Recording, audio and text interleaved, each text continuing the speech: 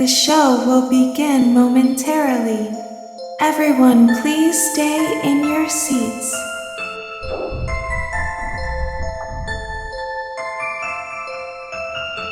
Hey everyone, Razzbowski here, and welcome back to Theory Thursday. This week, ladies and gentlemen, we're going to be moving on and discussing the Sister Location lore and possible backstory. We're going to be going back over the previous phone calls, bits and pieces from the FNAF novel, and many other things, including one of your theories. Guys, if you're hyped for this episode, then please hit that like button. It really is appreciated. Let's shoot for 69 beautiful likes. Remember, if you have a theory you would like to drop in the comment section below for us next week, pop that down there. Guys, who is with me this week? We have Ryan. Another Ryan. And Darko!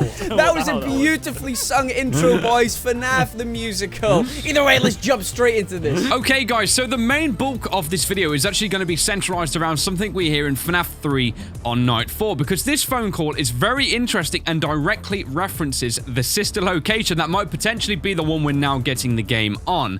We get a lot of backstory on what might have potentially happened, with not a whole lot of kind of in-depth information, which really leaves us all speculating up until we maybe get a new teaser or some kind of backstory on this, maybe like a synopsis on like the Steam page that may be coming over the next couple of months. But we have this multiple Springlock failure thing going on here, and we don't know why or how it really happened. So yeah, obviously in FNAF 3, like Ryan was just talking about the Springlock failures.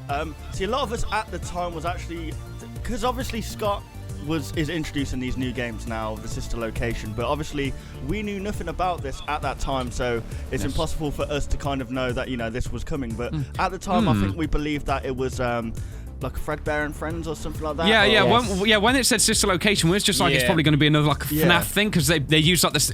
I actually remember us saying this directly. We were like, oh yeah, they use Sister Location as a term for like another place. Yeah. I remember saying that. Going straight into my point, I think that it's a bit odd, because basically they said that the suits are being retired, the Springlock suits are being retired to an appropriate location, and at the time, I think many of us believed that it was like FNAF 2 or something like that, because of the withered animatronics and stuff like that. But now it's kind of, it makes you think, are these suits being retired to this underground bunker place? Because obviously, we've discussed in the past, this does not look like something a child would want to go down. It looks like I mean, maybe the posters that we see on the things are just memorabilia of what they used to be, and this underground facility is where they take the rejected animatronics. That would explain why Baby says don't hold it against us, because something's happened in the past. That's why they're locked down there, if that makes sense. Yeah, no, that totally makes sense. And this is the first time we ever hear of a sister location. So I remember back in Five Nights at Freddy's 3, once the game was beaten and we started really analyzing and going in depth to the phone calls, a lot of people made the connection between the Happiest Day minigame, because if you remember back to there was the there was lots of different masks, like different masks, not Freddy masks, Chica, because we did see them as you go to the final screen. But on the first two screens there was different things, and this is when Five Nights at Freddy's 4 was announced, we all assumed that maybe it's based on the sister location. It wasn't, so we always kind of had a little bit of a suspicion that somewhere there was going to be a sister location game. Whether Scott had that plan before or he saw the clamoring for it, we don't know that fact. But he has always had a sister location in mind. The point that I would like to bring up in this whole phone call here from night 3 is about the technician. We'll go on to it in more detail later on, but to go back on what Ryan was saying about the Springlock suits, you can kind of see how maybe these new animatronics go hand in hand with the Springlock suits. Yes. They seem very versatile, and they've got all these moving parts. They're a lot more technical than say Freddy Fazbear or Foxy, the ones we know from Five Nights at Freddy's 1. So we can kind of see how maybe these match up, but maybe a newer version of them if this technician has gone and seen to them or fixed them up. And we can go back, if these Springlock suits have been moved to this like factory or repair storage facility where they're just keeping them. We'll go back to the teaser where people think that Springtrap, or not Springtrap then, like the old Spring Bonnie is in the reflection of Baby's nose. Yes. Some people think that is Springtrap. I don't know. But if it was, it would be really cool to see these new animatronics, but just see the lifeless animatronics of like the spring suits just there, because that would back up the fact that this is that's the phone call, what phone guy was speaking about, that these Springlock suits were moved to this location. I'm not talking about moved to the sister location, but from the sister location to this appropriate location to get worked on. And like Raz said, the technician, there's been theories that the technician is Purple Man, because he knows all about the Springlock suits and stuff. And this is where he's, well, if this is set into the future, this doesn't work. But let's say it was before the incident where Purple Man gets shoved into Springtrap and dies. That this is where Purple Man is fixing them, if he's a technician, or if it's just a normal technician. This is where he's been fixing them and working on them. I was going to say, going off the actual Springlock failure suits, that if you actually quoting back to the night 4 FNAF 3 phone call, he says basically they're being looked at by a technician. Until replacements arrive, you'll be expected to wear the temporary costumes provided to you. And he said, keep in mind that we were found on very short notice that questions about appropriateness or relevance should be deflected. Yeah, because we never see these extra suits that have been made. Like, you know, there's no further reference to them. And I don't know, it's like, I think the main thing that's interesting for me, though, is when you look back at the phone calls throughout FNAF 3, as opposed to, like, the other ones, we hear about this sister location. That's referenced, so it's definitely a separate location. However, at the same time, the phone guy in the location where the calls are being made from is talking about a Spring Bonnie suit, which I believe to be the FNAF 1 really old location, because we said in like FNAF 3, that's where these little mini games seem to be taking place, meaning that the sister location and Spring Bonnie were both in 2 separate places. So why people might be seeing this reflection, I guess the only thing I can like think about is why this might be is because now they've all been moved to this storage area. That could be a possibility. So maybe they now all are in that same location. Yeah, there's definitely more than one Spring Bonnie suit, because in all of the mini games, I mean the FNAF 4 location for a start, there's one on the stage which looks completely different than the one what Purple Man puts on. And also in the parts room, the Spring Bonnie on the shelf doesn't look like any of the other ones either. I'm going to go back to the novel for a sec. Spoilers for anybody, but you know, it's been out for a while, so skip this part if you don't want to know. In the Silver Eyes novel, in the parts room, there is actually different costumes. Raz, do you remember how there's like a green mask and there's a purple body and stuff? And if Scott said this is canon, the book, so these costumes could have been the temporary costumes. Definitely. We've never seen an animatronic with a green mask or a purple body or a pink mask. That's what it was talking about in the novel. Yes. So these could have been the temporary costumes. They could have been, definitely. I think to just pop in here as well real quick, because I know people are going to jump in down people's throats for this. Scott did say the book was canon. It's just set in an alternate reality. Before people start saying little bits and pieces, I just wanted to pop that in there because so that basically means, guys, in terms of the story, whilst it doesn't seem like it makes sense, it's almost like it's going to be like, it's like the same characters but named differently. Does that, like, do you know what I mean? It's kind of that scenario. It's like a reimagined thing. The lore is essentially the same. It's just been put in a alternative reality, if you know what I mean. Which is interesting. Yeah, it is very interesting, because you do that. Lewis has got another point on this later on, but the suits, the temporary ones, yes, they have been quickly found. Another point really quickly there was, because we've not seen Chica and Foxy beforehand, maybe they are the alternate suits. So now we're going to move back and talk about the multiple Springlock failure at the sister location, because we know you have to kind of breathe on the suits, you have to do all sorts of things to make them fail. And I think it's interesting that there was multiple Springlock failures, which I don't know, that doesn't quite seem right to me. And it might actually back up as well what's quoted in the trailer, where it says things like, you don't know what we've been through, so i.e. someone could have rigged these suits, or don't hold it against us. So it might be them saying that the Springlock failure wasn't them personally, which means also that there is some kind of soul already trapped within them prior to the Springlock failure. Or then again, it could be those referencing what's happened to the security guard, but I don't know. I think it might make more sense now for this to be in reference to the Springlock failure incident, because I don't think that seems much like an incident, and I think this might be a big part of the whole story, and probably one of the secrets that's going to get answered definitely within the kind of sister location lore. So, are you suggesting that the animatronics we're seeing in the sister location, that they are Springlock suits? Is that what you're suggesting? Yeah, because of the simple fact that in the Night 4 phone call, it says that there's been kind of a backstory or something coming from a sister location about multiple Springlock failures. So it's kind of coinciding both parts together. I get you. The one thing I would like to just point out on that part there is the exact quote is multiple and simultaneous Springlock failures. Yes, so it doesn't seem right. Yeah, another way to look at that one is that there are multiple spring locks in the suit. There's not just one spring lock. So it sounds like it could also just be the one suit that has failed, if you know what I mean. Obviously, there's got to be there's potentially 2 separate incidents on this one. No, there is. Yes. Because in night 4... Actually, let me just say this quickly as well. And to bounce off of that, again in the phone call, it says the company has deemed the suits, so it might be multiple as in more than one. Well, there's definitely 2 suits, because two one of the suits has had the failure, but then we also see the Purple Man and Spring Bonnie having the failure after night 5, because in the night 5 phone call, he says the Spring Bonnie costume has been noticeably moved. Yeah. So there's been a failure before night 4, and then in between night 4 and night 5, Purple Man has used the Spring Bonnie suit, so there's obviously more than one suit at that point. Yes. But it doesn't say that there's more than one thing at once. Yeah, but just remember that these phone calls aren't present time. They're like years and years ago. Yes. So that would only work if they pre-recorded messages were in at the same time as the mini games. No, I'm not saying that. I'm just saying they have to be 2 different incidents. So what I'm saying is multiple and simultaneous Springlock failures could refer to a couple of suits, or it could just refer to one, because each suit has many different locks in them. It's not just the one. Yeah. I mean, we definitely know that there's more wearable suits anyway, because although we keep talking about Spring Bonnie, what about like Fredbear? Yeah, there's at least Fredbear. In the mini game, we see a man dressed as Fredbear, and we have to run away from him as a kid. So there's definitely a wearable suit for Fredbear as well, and Spring Bonnie.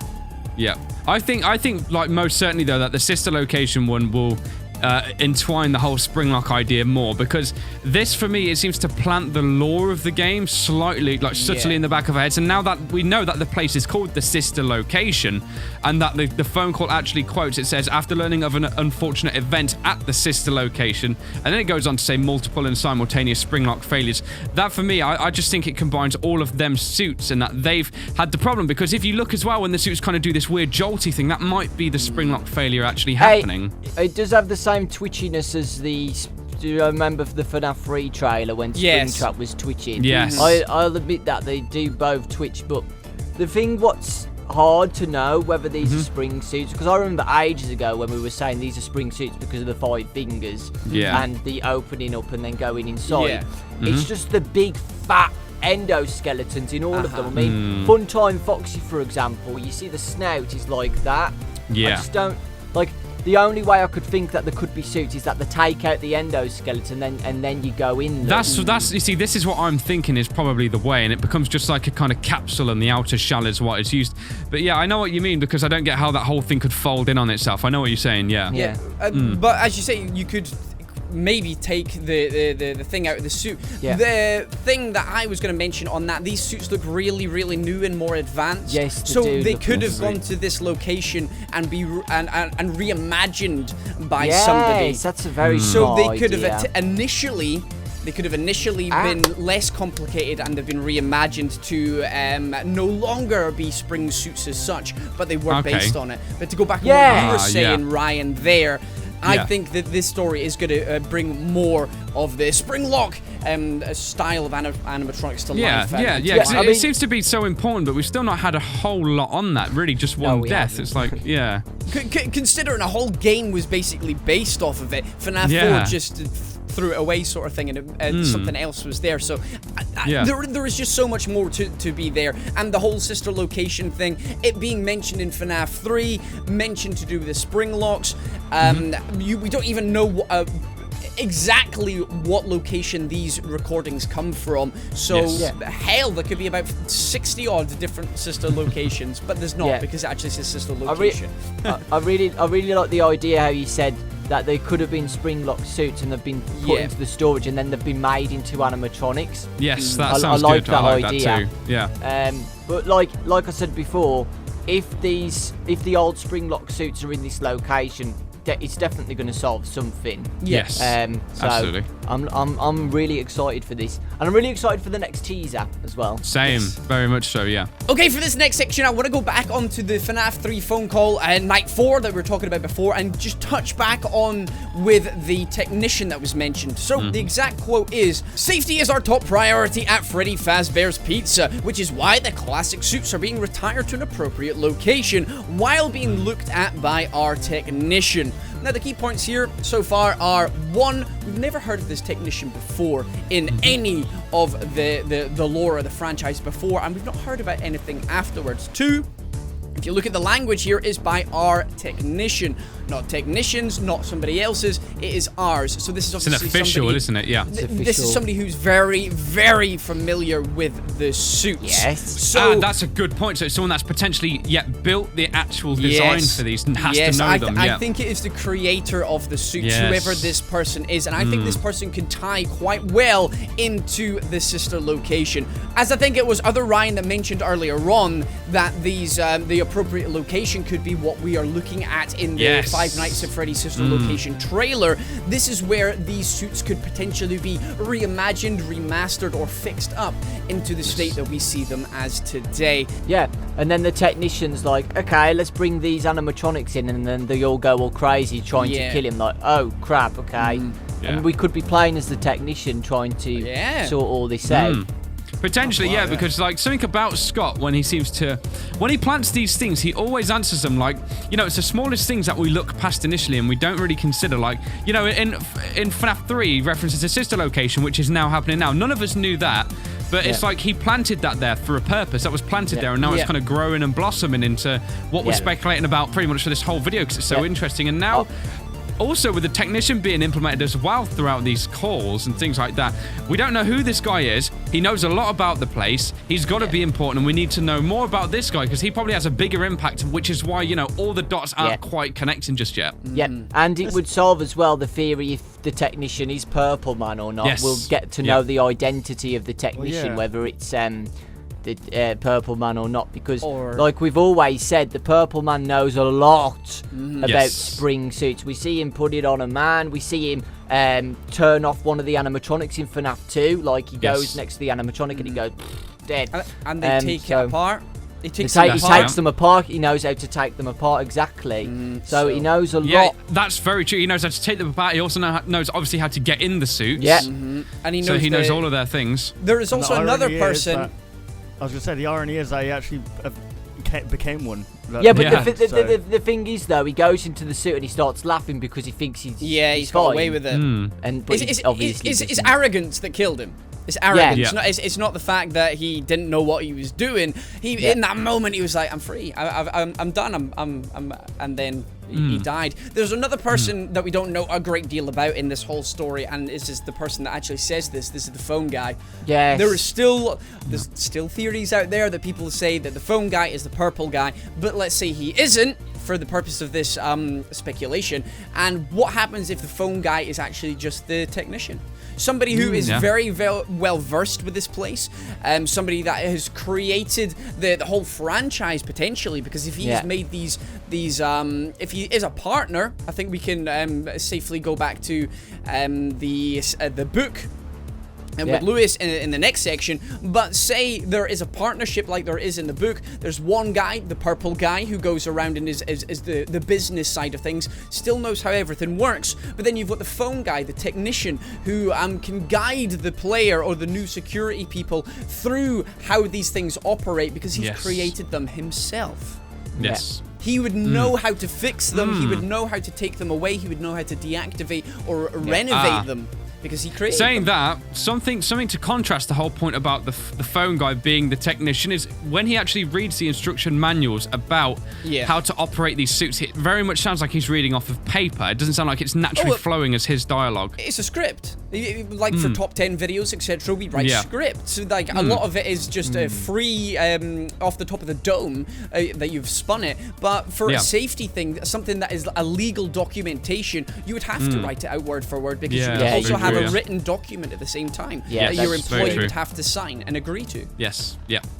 Yeah. Just as a counter argument, if you know what I mean. Yeah. I love these things because we come up with these ideas and then we can bat things between each other and we can spin more theories off of it. The comment section below is going to be discussing similar things as well. Yeah.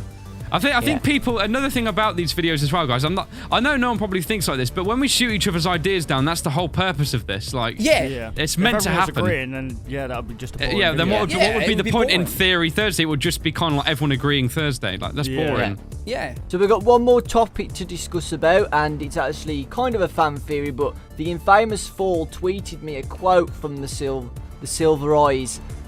So I'm just going to read this quote. It's where Charlie, the main character, actually looks at her dad's bookcase, and her dad is the technician, the creator of all this Freddy Fazbear's Pizza. So there were books of biology and anatomy, some on human beings and other animals. This is the important part. There were books about the history of the travelling carnival and of the circus.